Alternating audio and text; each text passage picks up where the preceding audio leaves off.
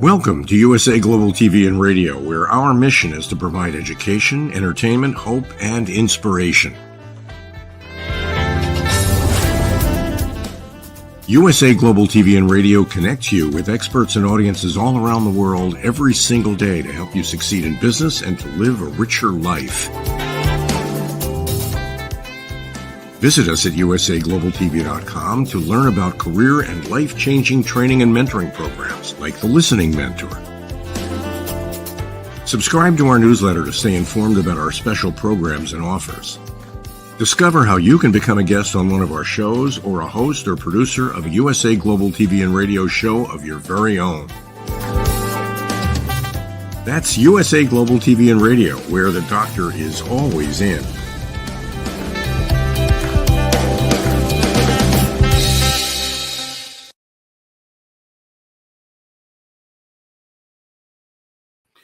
Howdy, welcome to the USA Global TV and Radio Network.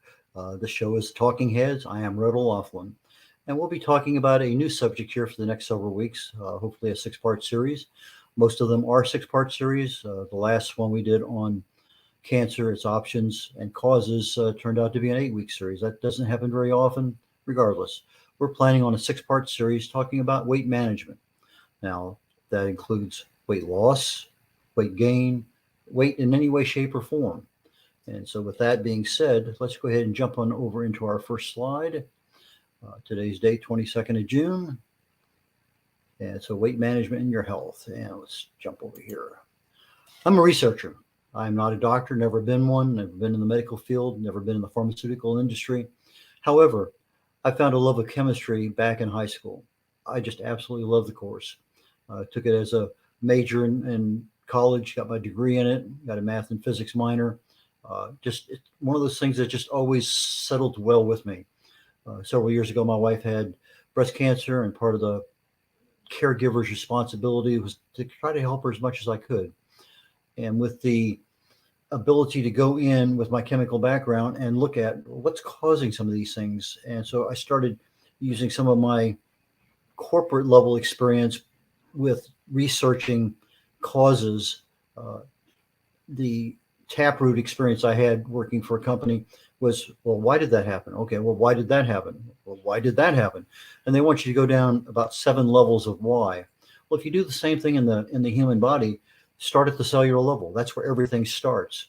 And I look for cause and effect relationships. Treat a cause, fix a problem. Treat a symptoms, and you'll always be doing it. But when we look at weight, it's almost like headaches or blood pressure or half a dozen other things. They all seem to be individual, and what works for someone doesn't always work for another. But if we look at what are the causes are chemically related. You may not have as fast a response, but the response will happen. But what really happens out there, if you just start using both our ability to go onto Google, YouTube, ChatGPT, and start doing some research on your own, what happens? It's kind of what we're going to look at here. So, the first question I would ask myself, if I don't look overweight, why should I worry? If I am overweight, why should I worry? And a lot of reasons is we want to maintain a healthy weight because it does many things in our lives, whether we're 25, 45, 65, or 85 years of age. It doesn't matter. For different times of our lives, we're going to have more ability to do things, increased fertility, better sleep all in our entire life. We're going to have reduced risk of chronic diseases, and that really becomes a major factor the older you get. We have more motivation to exercise. I can remember I used to go out and run for an hour and a half almost every day way back when, but those way back whens are a long time ago. We have improved mobility, particularly important when you are gaining those extra ages. You want to be able to be independent, to do the things you used to do 20, 30 years ago. Well, a healthy weight allows you to do that. It improves our aging, it improves our ability to survive a lot of those age-related diseases because they never occur. Our bodies is in a much better position to address some of those causes. And we get more energy, lots and lots and lots of things as to why we should maintain a healthy weight. And we'll probably go into some of those ones down the road a little bit. So if I just go, what causes people to gain weight? unintentionally. There's some people who know why they want to gain weight, but the standard answer is, well, you're eating too many highly processed foods. You're getting too much sugar. You have a sedentary lifestyle. Maybe it's yo-yo dieting. You go on a diet, you lose 10, 15, 20 pounds, and then all of a sudden you've gained it all back plus another 5. Sometimes it's an undiagnosed medical condition. I lost a brother-in-law recently, and he had dropped 60 pounds unintentionally. Well, that's one of the questions the doctors get really concerned about. You show up for an annual physical, and they say, I see you're down 15 pounds. Are you doing that intentionally? If you say, yeah, I've been exercising, I've been watching what they're fine. But if you answer the question, no, I haven't been doing anything different, that's a big clue. You lose weight and there's nothing going on in your life to say why you're losing the weight. They are very definitely concerned that you may have a tumor or something else. So there's some issues there from a medical perspective that might be part of the problem. It could be you're not getting enough sleep. Maybe you're overstressed. And we hear this, well, calories in, calories out. If you have too many calories coming in and not enough calories going out, well, I'm not going to say we're going to debunk everything, but there are some things in there that are right almost close enough to be a myth. Yeah, there's calorie issues, but it's not necessarily the exact number of calories coming in versus the exact number of calories going out, because there's several other things that are in that equation that are unstated. And we're going to be looking at those and several other things. So if I asked Google, yeah, hey, Dr. Google, how do I control weight? And they're going to tell me such things as, well, you need to balance your energy. Calories in, calories out. Take a look at what calories you're actually taking in.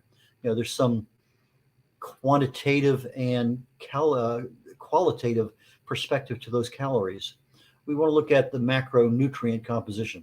What the minerals, the vitamins, the amino acids, all those other things that make up that nutrient density of what we're having. What are they? Intermittent fasting. We're going to be talking a lot about that down the road. But for today, if you look at it's not what you eat, and it's not how much you eat. There's also a part of the equation, and a big part of the equation, it's when you eat. There's a lot of issues out there that if all you're doing is eating the exact same thing, but instead of having it over a 10 or a 12-hour window, you put it over a 6 or an 8-hour window, the body naturally loses weight. We can talk about that. Exercise, well, for most of us, that used to be the old go-to. I mean, I can remember back when I was flying, have flight physical once a year. I go in and my absolute maximum weight was 184 pounds. If I went over that, then they put me on a fat boy program. I had to go back, come back, and be weighed again and all the rest of the stuff. So you always didn't want to go on the fat boy program. You wanted to make sure that you passed your flight physical. But other things I noticed that if I exercised enough, and back then I was doing a fair amount, or if I kept my weight, it didn't matter whether exercise or weight control, both of them kept my blood pressure in balance. When I get a little bit older, I get a little bit more weight added on, blood pressure goes up. I exercise, blood pressure goes down. If I lose weight and I don't exercise, my blood pressure goes down. So there's a lot of issues there with weight and exercise with regard to other parts of our body and how things are going. Hormone balance, that's going to be a big one we're going to be talking about, because it's not just the hormones in general. There's a lot of other supporting actors and our overall metabolic factors that are always present there. So if I said there should be an easy way to lose weight, let me find somebody. I'll go on TED Talks. That's always a good place to start. I really love TED Talks. So I go into TED Talks and I say, what do the weight loss gurus say? So I go on there and I start looking and I see The Math of Weight Loss, Ruben Meerman. Okay. I said, Losing Weight the Cool Way by Patrick Rinson. Okay, the cool way. Something there? How about The Recipe for Losing Weight? Anna Verhulst. She has a recipe. What about losing weight and keeping it off? Yeah, we all want to lose it. We want to keep it off. Errol Bryce has a TED Talk on that. How to lose 50 pounds and keep it off. Rohan Segal. Some of us probably want to lose 50 pounds. When I went on Atkins back in the 1990s, I read 5 of Atkins' books. I knew exactly what the risks were. I started losing weight and it just fell off. I mean, I lost over 40 pounds in less than 4 months. Boom. And I kept it off for 6 years. Easy. I absolutely the easiest thing in the world to do for me back then was just eat anything, fats and proteins. Do not eat carbs, and the weight just fell off. Kept it off. We'll talk about that more down the road. There's some issues there when we start getting into ketogenic and Atkins like low carb diets, but that's not for today. What if weight loss isn't about food by Christian Nielsen? Okay. The psychology of weight loss. Well, now we're getting into the mental aspect. There's probably a mental or emotional component to losing weight. And if I go one further, we have the perspective, or at least James Smith's perspective of fat loss. We had the biggest mistakes in losing weight by Dr. Jason Fung. Now, I happen to be a big fan of Dr. Jason Fung, and he's going to be one of the primary people that I'm basing a lot of my information on. He probably has the best scientific approach from an equation perspective of what really happens in the body, why does it happen, and what control do we have over it. So if you wanted to put a check mark next to somebody's name, YouTube, TED Talks, it doesn't matter. Dr. Jason Fung is your man. Diet and exercise make you fat. Well, that doesn't sound right. By Jay Cardillo. Chew 2 times to lose weight. Sandeep Maheshwari. Well, the 32 times is something that's been around for 50, 60, 80 years maybe. Fletcher was the guy who came up with this thing back, I think, in the 20s or 30s of 1900s. And to Fletcher wise was to chew your food literally to the consistency of a baby food mush. And you're getting more and more of the nutrients out. You eat less food because you're chewing it so much. You're getting extra exercise because you're chewing. But that chewing, make sure that the nutrients that you're chewing into the food gets mixed with the saliva so that when it gets down to your digestive tract, you're actually getting more benefit out of eating less food. Evidence-based weight loss. Well, that sounds interesting. Dr. Michael Greger is a well-known person. Losing weight. What are the difficulties by Andrew Hogan? Well, one of the things I wanted to find out was, well, how well known, I can look him up on Google, but we've been talking recently about ChatGPT, artificial intelligence. And with that, I said, well, let me go look up some of these people. And so I put in there James Smith or Jay Cardiello or Andrew Hogan or Sandeep, and ChatGPT can't find them. Well, they said, well, ChatGPT only goes to September of 2021. Anything after that is not in the world of ChatGPT. So I look at some of these people, and they've been doing this for 6 or 8 years. Well, that's certainly back before 2021.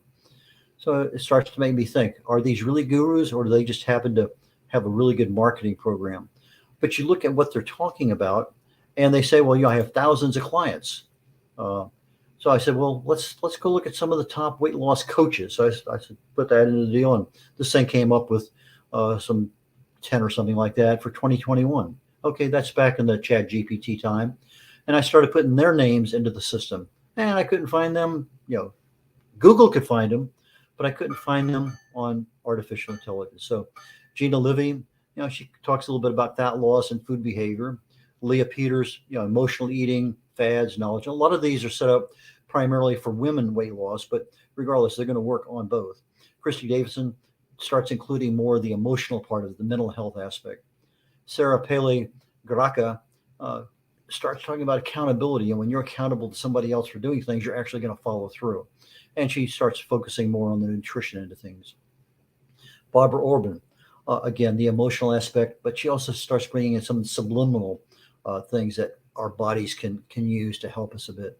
Mika Pavi, let's look at the scientific approach, the root cause, and not saying that what that is there, but we're going to be looking at a scientific approach, a root cause. But Lori Dottie, again, now we're talking about nutrition, but we're also bringing stress into the equation. Kyle May starts talking about lifestyle and habits, and we have a lot of habits that we do. Drya Walker starts talking about building confidence. So if you build up more confidence, you'll be able to handle the responsibility of losing weight. Lori Aloisio, alternative medicine, traditional Chinese medicine, several different things in there. But the big thing is everyone's different. Every approach is different. Does every method work? Well, we're finding out that if you want to lose weight, not every method works. Just because that person lost weight, your friend lost weight, your sister lost weight, it doesn't matter. Even if it's in the family, our bodies are different. And when you start looking at what is actually available out there, it is overwhelming. I mean, it's amazing what is out on the system. So if I start saying, okay, I want to know, so I go to YouTube and I want to know exactly what the weight loss people tell me. And there are tons and tons and tons of information. And I find this one video here on by Bavox called "Exercise Not the Best Way to Lose Weight." Well, that was interesting because in reality, most of the gurus say that exercise maybe accounts for 12-15% of weight loss. But there are other things that exercise does that maintains the weight. So there's some issues there, but it's not the best way. That's true. Then we have the trifecta of losing weight by Cigna Healthcare.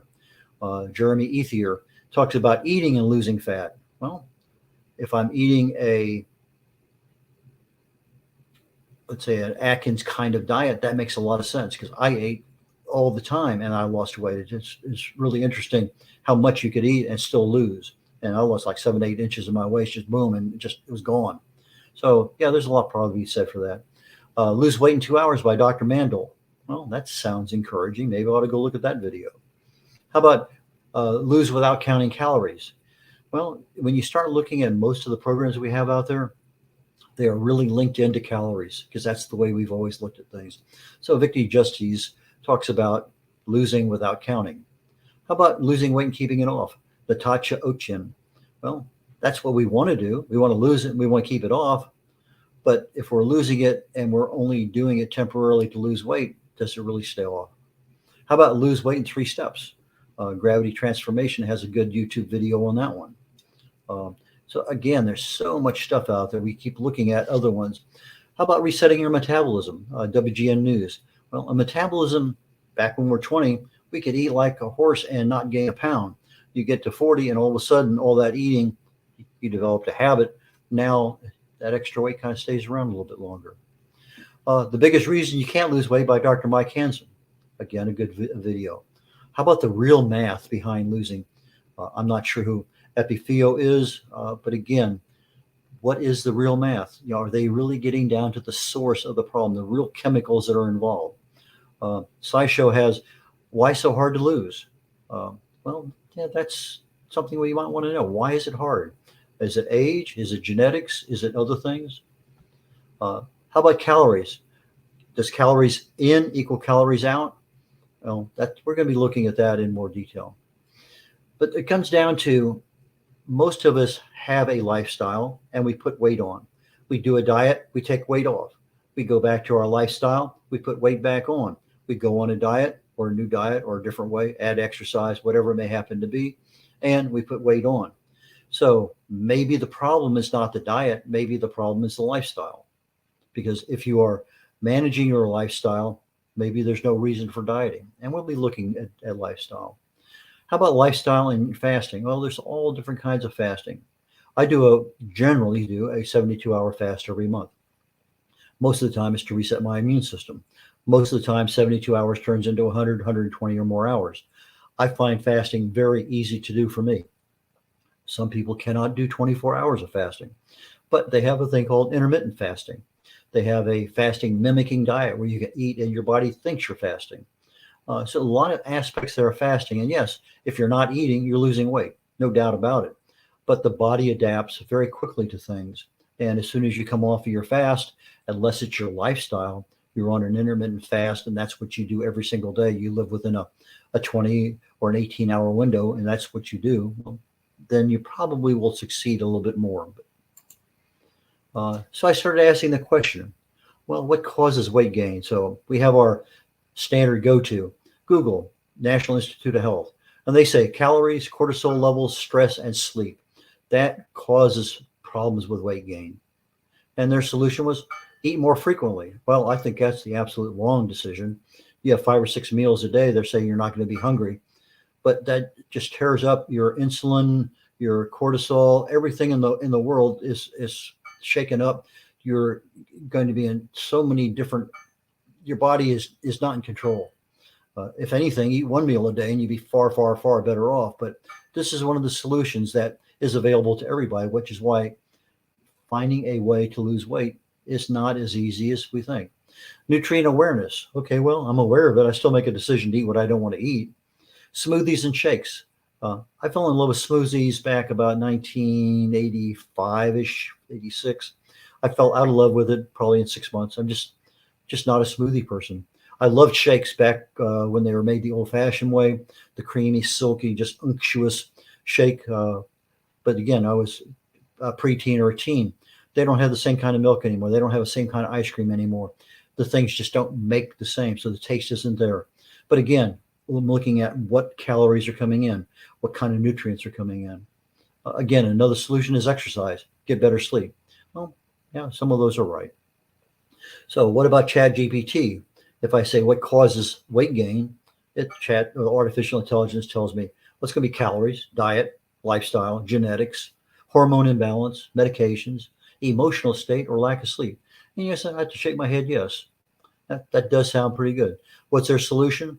Well, calorie deficit. In other words, less calories in than you expend, more calories through exercise. A balanced diet. I like that one. I've been an advocate of balanced nutritional diet for a long, long time. But it's balanced nutrition, not balanced diet per se. Exercise, yes. Hydration, absolutely. Mindful eating, that's one of those terms we are starting to hear more about nowadays. Sleep, stress management. Stress is such a big factor in weight. Goal setting and support groups. Oh, that's kind of a new one. Do I need goal setting to lose weight? Can it hurt? Can it help? So I said, okay, Dr. Google, Dr. ChatGPT, tell me, who are the weight loss authorities? Well, Google had a bunch, but when I came down to it, they really honed in on what they call bariatric doctors because they deal with obesity all the time. They're the ones who really and truly, quote, know what caused people to put on that extra 100, 150 or more pounds. And so I said, well, yeah, maybe. ChatGPT gave me the Mayo Clinic, the American Heart Association, the Academy of Nutrition and Dietetics, the National Institute of Diabetes and Digestive Kidney Diseases, and the World Health Organization. Well, we all know how well the World Health Organization became such a major authority on the pandemic, but we're not going to go there today. That's not our talk. But those are things that if you wanted to look up the NIDDK and find out what is, the diabetes and digestive kidney aspects of it, that's probably a good source to get some information. How about if I say, I want to lose some weight. What are the best ways? And Google is going to tell me Noom. Well, I went to that website and it doesn't tell me who they are. It doesn't tell me how they work. It wants to know, do I want to lose weight? Do I want to just look better? Do I want to lose 50 pounds? And so I punched a couple of buttons and I still wasn't getting any closer. And I don't like filling in a lot of stuff that I don't know where I'm going or what it's all about. So I said, probably don't need to know about that right this minute. You have Diet to Go. Well, they're bringing you food. It's probably packaged. It's probably not directly from the store. Another one's called Future. Nutrisystem, a lot of people have heard about that. Weight Watchers, Trifecta, Home Chef, Do Fasting. That's what Google recommends. What does ChatGPT recommend? Well, in some cases, some of the same things. Weight Watchers, Jenny Craig, Nutrisystem, the Mayo Clinic diet, the Mediterranean diet, the DASH diet. The DASH diet is primarily set up for hypertension, for blood pressure. But they found out that if you start eating properly to control blood pressure, you generally end up losing weight. So that's one of those things that becomes a byproduct of what's there. But when you look at each one of those things, they're telling you to eat this when they're prepackaging something and they're sending it out. So they're basically saying that if you follow this and do exactly what we're saying, you're going to lose weight. Well, the question that I would ask is, do I have to pay that much money to get something I could buy at the store and make myself and maybe save that money? Okay, that's number one. Do I have to eat this even though I don't like it? Well, you bought it, you ordered it. There's just so many parts of that thing that, to me, I'm putting myself on the diet. I'm not changing my lifestyle. Now, some can say, well, Weight Watchers becomes a lifestyle or Nutrisystem becomes a lifestyle. but those things are part of the system.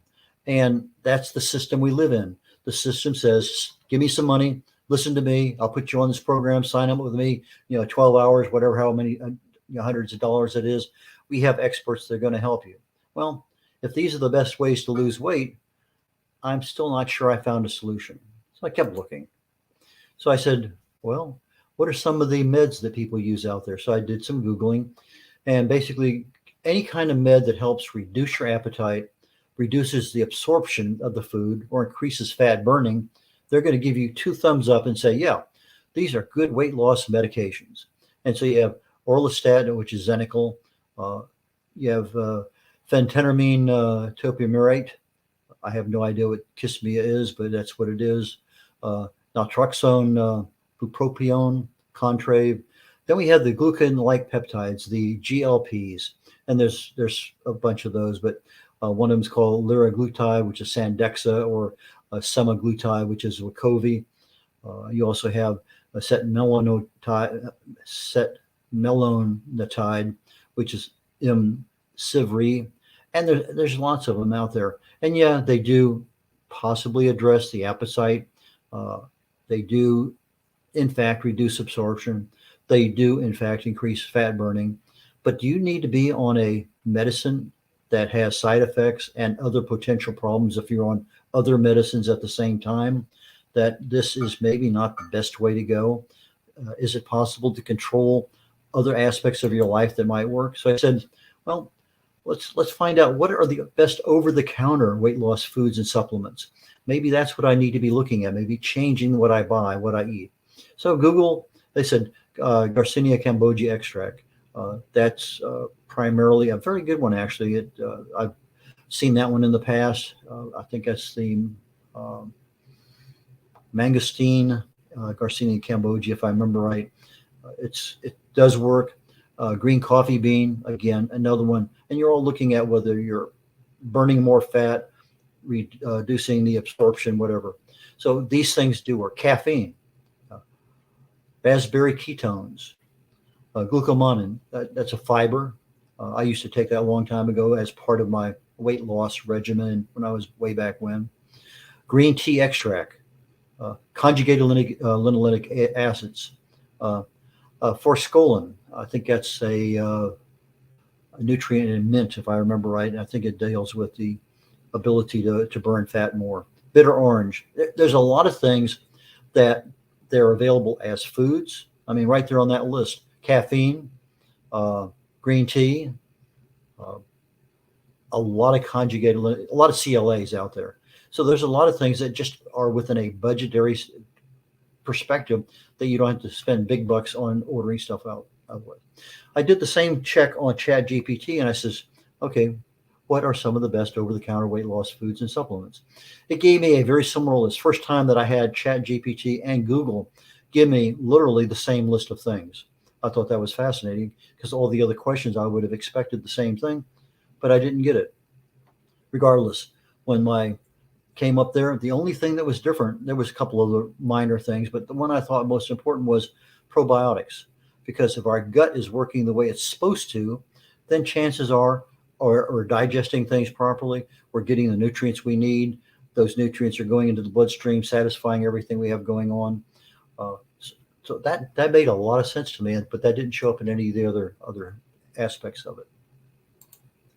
So when it comes down to it, weight management, you want to know the answers to the who, what, when, why, etc. And as you can see, just a summary of going through some of these things, we get lots and lots and lots and lots of advice. Who do you believe? Well, I have certain people that I believe that I trust when they tell me, this is a true cause of something. And that's what I want to know. If I'm going to treat something, I don't want to just treat a little bit of food absorption. I don't want to treat just a little bit more fat burning. I don't want to treat something to reduce my appetite. I want to treat what is the root cause of my body to gain weight. And if I can do that to gain weight, why don't I change something so that I don't gain weight, or I incrementally don't gain as much as I want? Now, one of the things I'm doing that I started literally just about an hour ago, I have one of those scales that you stand on with your bare feet, and you pull up your phone and you hit measure and it gives you all sorts of interesting things about. If I pick it up real quickly here, called Fit Days. And it gave me my weight, my body fat, my BMI, and about another 10 or 12 things. And so I thought while we were going through this weight management series over the next few weeks, each week I come on, I'm going to step on the scale with my clothes on, just like I did a few minutes ago, an hour or so ago. And I'm going to see what changed from last week and report back to my audience saying, well, this is what I did this week in a conjunction with the advice I'm giving, because I do want to lose some weight. I'm a little bit more than I want to be. So why not share the experience with others? And so I want to be able to say, can you live healthy with extra weight? I believe so. If I'm treating my diet like symptoms and not like a lifestyle, maybe I really need to look at a lifestyle as the root cause of my problems and think of diets as a symptom that I'm treating. I'm treating the symptom of weight gain. Okay, I get my weight gain under control, rip that Band-Aid off, and all of a sudden everything festers back up again in 3 months. What if it's more than just the body's chemical reactions? What if our brain is getting involved in this too? If self-image or my emotional aspects are driving part of my weight loss, we really need to talk about that too. So we got age, we got metabolism, we got genetics, we got a lot of different directions to go in, and that's what we're going to be looking at. So this week we're going to be diving deeper into it. We're going to look at, what are the real risks of extra weight? What control do you have? And remember, the weight didn't come on overnight. Those extra inches didn't get added a half inch at a time. They get added gradually. So that's what we want to look at. I have several books that you can be found on Amazon or my website. No matter what, you can do it. Is one I wrote a while back talking about your subconscious mind. That's the thing that controls 95% of what you do. And when you're on a diet or trying to adapt to a new lifestyle, you really need to talk to your subconscious mind. The Joy of Ageless Health addresses the causes of aging, causes of disease, longevity secrets for healthy aging. Addresses the two primary causes of aging, what you can do to accelerate or decelerate the aging processes. Understanding the causes of Alzheimer's. There's 40 plus articles I've written over the last several years on Alzheimer's, a lot of the latest research on what's going on, what you can do. And then my latest book from a couple weeks ago, The Essential New Author's Guide, or How to Write and Publish Your Book for Free. And with that, I look forward to joining you all next week on the USA Global TV and Radio Network, and I appreciate you listening today. Thank you.